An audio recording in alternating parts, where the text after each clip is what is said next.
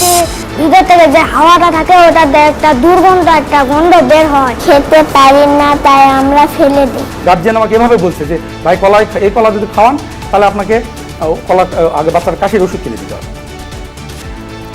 School feeding প্রকল্পে পুকুর চুরি, সস্তা আর নিম্নমানের খাবারে সপ্তাহে 17 কোটি টাকার লুট। ঠিকাদারদের তলব করে তদন্ত কমিটি গঠন করেছে মন্ত্রণালয়। পিপিআর রুলসের অধীনে কোনো ধরনের সাব কন্ট্রাক্টিং অ্যালাউড না।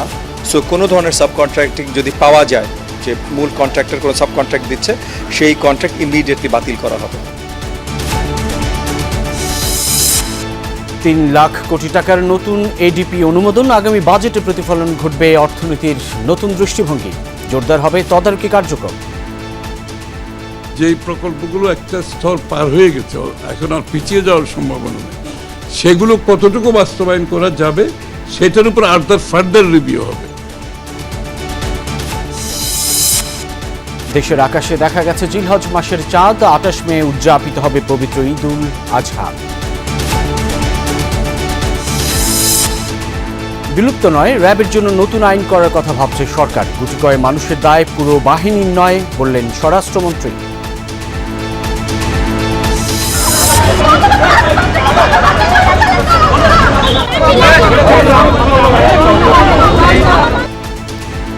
চট্টগ্রামে গ্রাফিতি ইস্যুতে এনসিপি ও মেয়র সমর্থকদের মাঝে উত্তেজনা। ভিসি নিয়োগকে কেন্দ্র করে আজও ডুয়েটে আন্দোলনকারীদের ব্লকেট। সুন্দরবনে বন কর্মকর্তার গুলিতে জেলে নিহতের অভিযোগ। সাতক্ষীরায় বন বিভাগের কার্যালয় ঘেরাও, ভাঙচুর।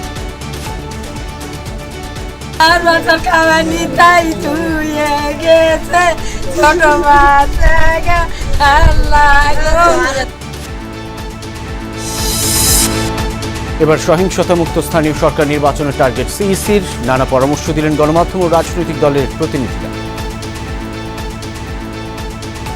জনগণের ভাষাটা আমি দেখেছি, জনগণের ইচ্ছার প্রতিফলন আমি দেখেছি। কিছু ডেভেলপমেন্ট হয়েছে, কিন্তু মোটাটাকে সুষ্ঠু ইলেকশন আমরা বলতে পারছি না বলে রিপোর্ট যার পছন্দ হবে না তার কাছে আমি খারাপ সাংবাদিক, আবার যার পছন্দ হবে তার কাছে ভালো সাংবাদিক।